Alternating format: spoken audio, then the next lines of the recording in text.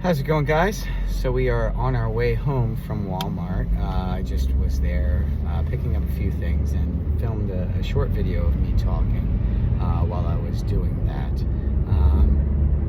As I was leaving, I kind of made the impulse decision to grab any carts that I saw kind of laying around in the parking lot near my car, and to bring them back up to the front of the store so they weren't sitting in nearby parking spots and stopping people from being able to pull in. And as I was doing that, there was a young lady who was loading her groceries and her purchases into the back of her vehicle with her young son. So I went over and offered to take their cart back. And she was very, very appreciative of that. Her name is Sherry. Her son's name is Spencer. Hi, guys. And they absolutely were willing to let me take their cart back for them, even though, I'm sure it was kind of a random thing of me just approaching them to ask to take their cart back.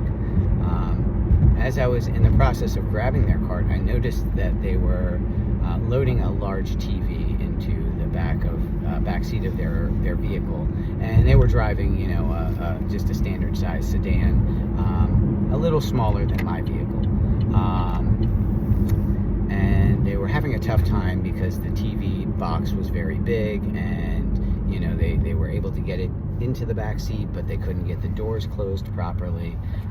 And unfortunately, that particular vehicle did not have seats that folded down. So as random as it was, I was trying to help them get this TV situated in their back seat and get the doors closed. We were having a real tough time with it. And then I even offered to, say, hey, I can help you get the TV out of the box, because there's that additional packaging, and there's some styrofoam and things to protect it from shipping and handling damage, that is going to give you a couple of extra inches of clearance. And Sherry was more inclined to keep it in the box to make sure it was protected until it got home, which I completely understand. So I just took a chance and rolled the dice and said, hey, if you'd like, I'm pretty sure that TV will fit into my vehicle, and my back seats fold down, so I'll be more than happy to just throw it into my car, and I'll follow you back to your house and make sure that it gets to your home safely. Now, this lady didn't know me from a can of paint. For all she knew, I was going to throw her TV in the back seat of my car and just burn rubber out of the parking lot, Dukes of Hazzard style, and take off with this new 58-inch TV, I believe it was, smart TV. But I think something in the fact that I was being genuine, and I was being forthright and forthcoming with her about what I've been doing and just trying to help people and be positive. I think it resonated with her, and she felt like she could trust me. So that's what we did. I dropped my seats down. Her son and I loaded the TV into the back of my car with my groceries.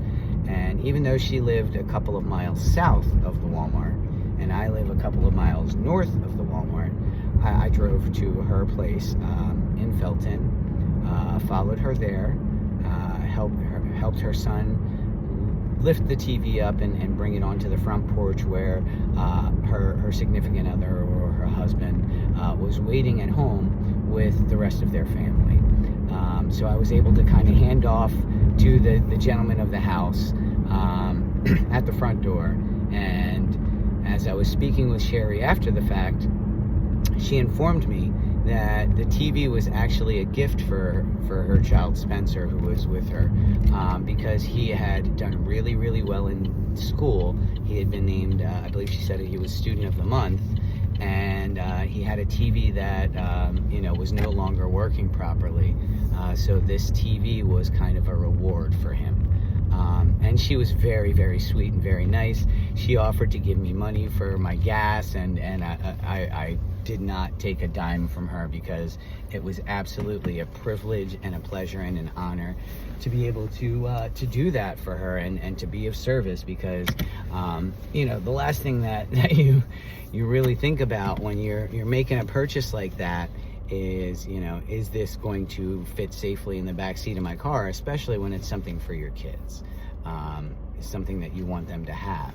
So the fact that, I was able to facilitate getting it to her house safely, and she didn't have to wait for somebody else to come drive over who had a bigger car or anything like that.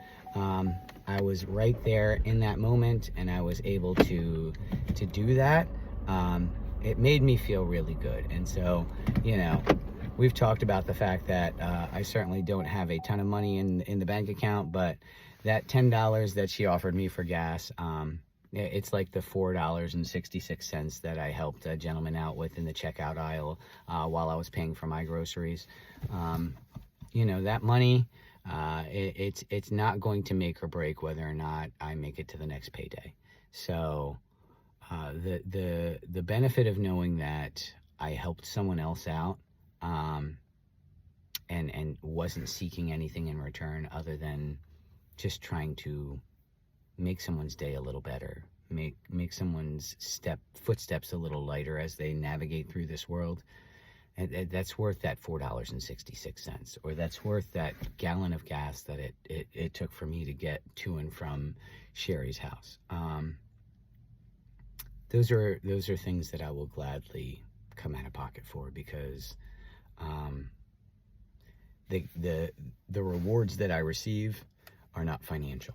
Okay, they're in here. They're in here, and that $4.66 doesn't compare.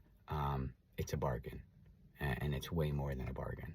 So I hope that if you're walking through something difficult right now, this message finds you. And I hope that if you take nothing else away from what I've been trying to do over this past month, that you know that you are always in control of which version of you shows up at any given moment in time. And if you feel like you are not living to the best of your capacity or your ability, or you feel like you're not reaching your full potential, you can always make a choice to work towards that. And again, not everything is going to be fixed or cured overnight. Some things may never be completely fixed or cured, but that doesn't mean you can't work towards them. Doesn't mean you can't try and push that needle a little closer. All right, guys, remember, you're steering the ship. You're behind the wheel. You have the choice. So don't make today a good day. Make it a great one. I'll catch you on the next episode. Much love, guys.